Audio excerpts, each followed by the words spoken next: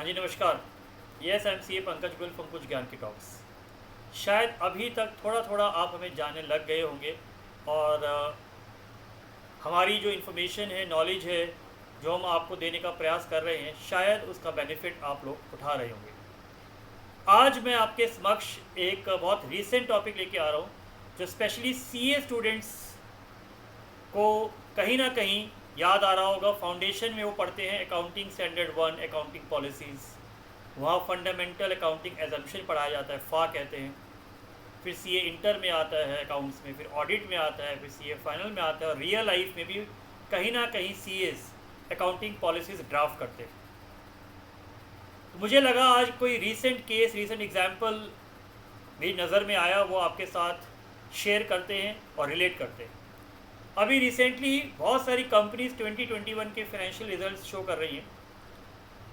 ऐसे ही last week Vodafone ने 2021 का रिज़ल्ट शेयर किया और उसमें एक बहुत मेजर चीज़ ऑडिटर रिपोर्ट में निकल के आई, जो मैक्सिमम न्यूज़ में फ्लैश हो रही है कि auditor raise concern over Vodafone's Idea's ability to remain a going concern.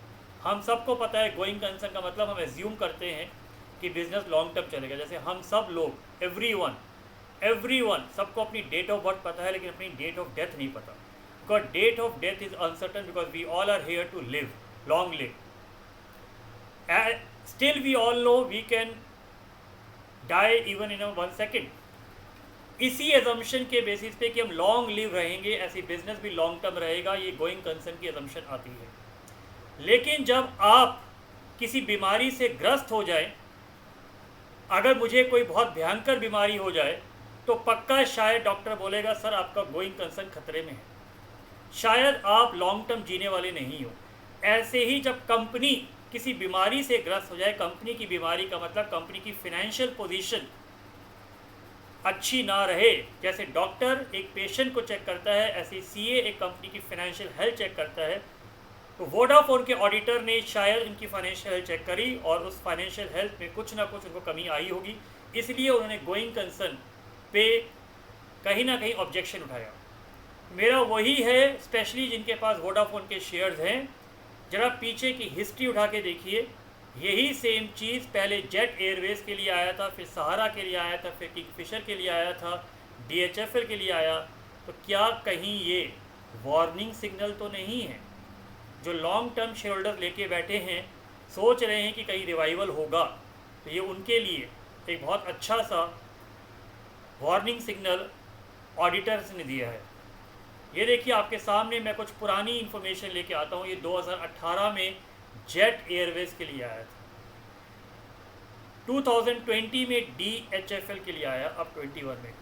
और डीएचएफएल का अगर आप आज भी स्टॉक मार्केट पे जाएं, आज भी अगर आप स्टॉक मार्केट पे जाएं, साइट पे जाके चेक करें, ये देखिए डीएचएफएल की जो ट्रेडिंग है वो सस्पेंड हो चुकी है प्रोसीजर रीज़न से।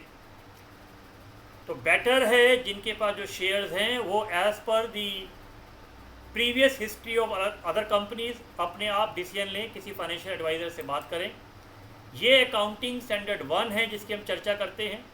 देखिए क्या लिखा है, अकाउंटिंग स्टैंडर्ड 1 क्लियरली कहता है fundamental accounting assumptions are not stated if unless they are not followed. इसका मतलब हम अकाउंटिंग एजम्पशन का डिस्क्लोजर तभी करते हैं जब वो फॉलो नहीं होती या उस पर खतरा होता है। इसका मतलब गोइंग कंसर्न पे जब खतरा होगा तो ऑडिटर डिस्क्लोज करेगा। वही चीज़ वोडाफोन के ऑडिटर्स ने करा, वही चीज़ वोडाफोन के ऑडिटर्स ने करा। तो मुझे बताइए, अब आप सब क्या इस पॉइंट पे ध्यान रखने वाली ये चीज़ है या नहीं है?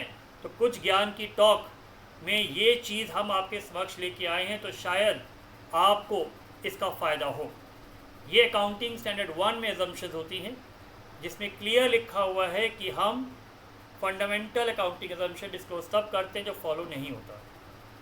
तो ये एक छोटी सी जानकारी कुछ ज्ञान की टॉक की तरफ से उन सारे शेयर होल्डर्स जो वोडाफोन के हैं। तो ये ऑडिटर का जो कंसर्न है हमें आपके समक्ष लेके आना था। बाकी आपको क्या करना है उसके लिए आप किसी फाइनेंशियल एडवाइज़र से बात करें ये CA स्टूडेंट्स के लिए बहुत प्रैक्टिकल एक इलस्ट्रेशन, एक एग्जाम्पल बन सकता है।